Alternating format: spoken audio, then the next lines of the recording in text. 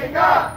Tawagin muna natin bago ang isang abogado na tagapagtanggol ng boses ng mamamayan, boses muna ng mga political vloggers and commentators. Pakinggan natin ang reaksyon nila sa bombshell expose ni Manang Amy Marcos at ang expose ni Saldico na hindi lang pala magnanakaw, adiktos pa. Salamat kay Eric.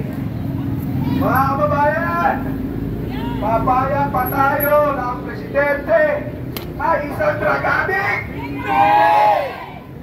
Sa pamilya nyo, papayag ba kayo na may drug addict? Hindi! Ano ang dapat ginagawa sa mga addict? Ikulong! Itukang! Di ba pwede tukhang? Yung panahon ni Tatay Digong, buti hindi siya natuluyan. Alam nyo, mga kababayan, ngayong nagsalita na, eto si Senator Amy Marcos, nananawagan ho ako sa ating AFP kung ano ang inyong magiging hakbang. Hindi ho tayo pwedeng pamunuan ng isang adiktos, pinidiktos na presidente. Sabi nga po, walang karapatang mamuno ang isang adik. Mahirap po dahil ang pag-iisip niyan ay hindi ho natin kontrolado. Maaari ho mas mapahamak ang bansa natin, mapahamak ang mga Pilipino dahil sa kanyang mali-maling desisyon. Grabe ho yan, 4 na beses isang araw tumitira ng bubing. 4 na beses. Hinahati-hati pa. Wow, grabe, big time, ang lupit. Ang sarap. Ang heaven. Tama yung mga kababayan Pilipino, hirap na hirap magbayad ng buwis. Ang mga kababayan Pilipino, binabaha kayo, nagpa-party-party lang. Ay forma, trip sa umaga, oring sa tanghali, at kainito sa hapon, at sa gabi ang swabe dahil tuloy-tuloy ang party. Playboard cocaine daw, sabi ni Manang Amy. Grabe mga kababayan, hindi lang yung may nakakalimutan. Ka Eric, may marijuana pa. Ganon katindi mga kababayan. Kaya ho sa lahat po na nakakapanood ng video natin ngayon, alam nyo na meron tayong isang drug addict na presidente. Halina ho kayo dito sa EDSA Shrine. 1 taon na ho kami rito, sa totoo lang. 1 taon na kaming nananawagan sa inyo. At ngayon ay buo na ang mga pruweba natin. Nagsalita na ang ating mahal na senadora. Ano pang hinihintay nyo mga kababayan? Si Bilimak. Kay Eric. Hindi ka na kailangan ng sambayanang Pilipino. Hindi kami papayag. Isunod mo si Bilimak. Ayun ang sombrero. Ayun ang kausap ni Mama, no? Hindi kami papayag na masira ang kinabukasan ng mga kabataan. Kaya Yan, yung bababa. sa wakas ng Pangulong Duterte, paborito nyo pala ang droga. Napakahirap po na mga kababayan. Magaling niya magsalita. Muli mga kababayan ko, hinahabilin namin sa inyo na tayo pa rin ang magdidesisyon. Lumabas kayo! Ulit-ulitin ko, 1 taon na kami rito. Naghihintay kami sa inyo. Palayasin natin, pag-resignin natin ang ating na presidente. So ito lang muna, i-reserve natin yung boses natin. Mamaya, maraming salamat po sa inyo. Uli, babalik ko ang mikropono kay Eric. Magandang hapon po. Maraming salamat sa ating political vlogger commentator sa kanyang mga pananaw. Ang grupo ng UPI ay nagdadalisok at mag-join dito, at ganoon din ang grupo ng Marcos Alis Now at Marcos Resign. Dumarami na po tayo, pati ang Bangon Sambayanan. Bago po si Brother Billy Mac, tawagin muna natin ang boses ng abogado, tagapagtanggol para sa bayan. Ano po ang legal na batayan kung bakit makatarungan at dapat mag-resign si Marcos? Marcos.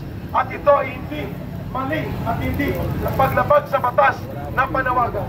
Tawagin natin si Atty. Garin. Hindi po niya paryente si David Garin.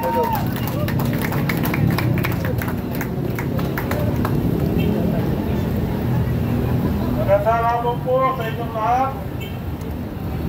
Papasalamat po ako ang nabigyan ako ng taon na makapagsalita rito.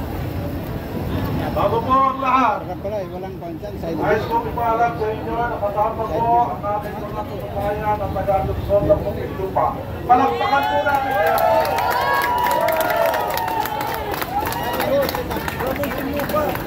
Kami po sa Muntinlupa ay naniniwala na ang labang ito ay laban ng isang tama at mali. Laban ng isang malinis at madumi. Marami po ang nagsasabi yes!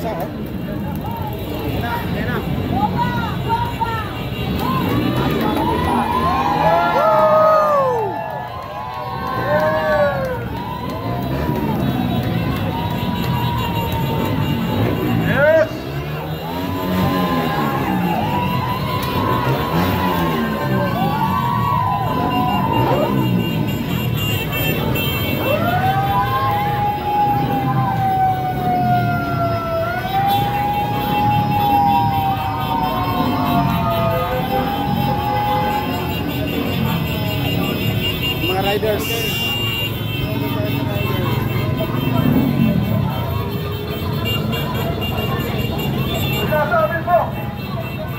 Sinasabi po ng ating kanilang batas ang Pangulo laban Yan guys, dumating po yung mga grupo ng mga riders.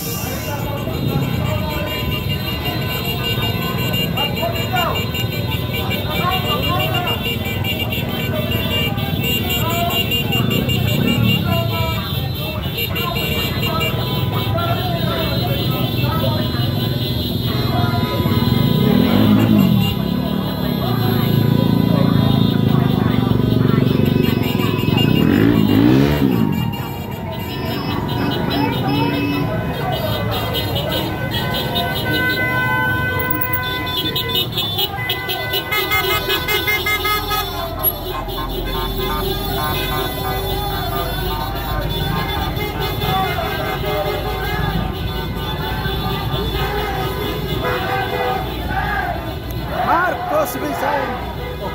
Saan ba pupunta? Saan ba pupunta? Baka doon sila sa kabila siguro.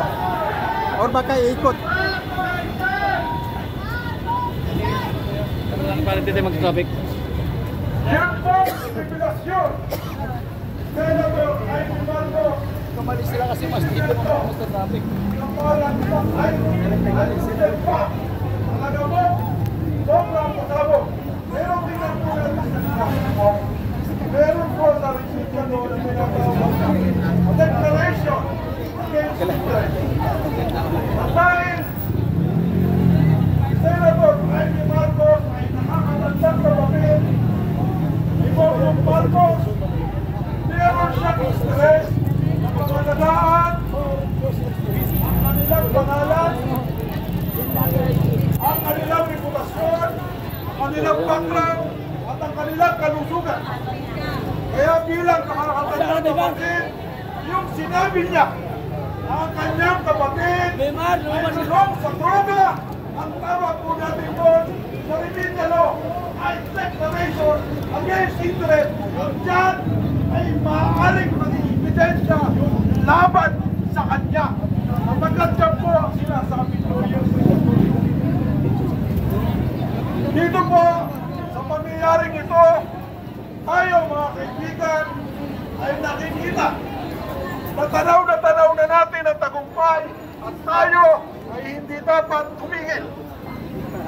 Alam niyo po ba, na ngayon lang ay nakarating sa akin ang siyang mensahe na ang Speaker of the House ay nag-resign na.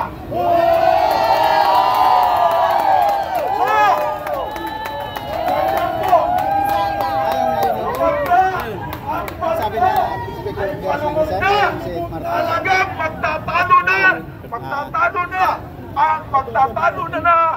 ang mga nakasakay dito.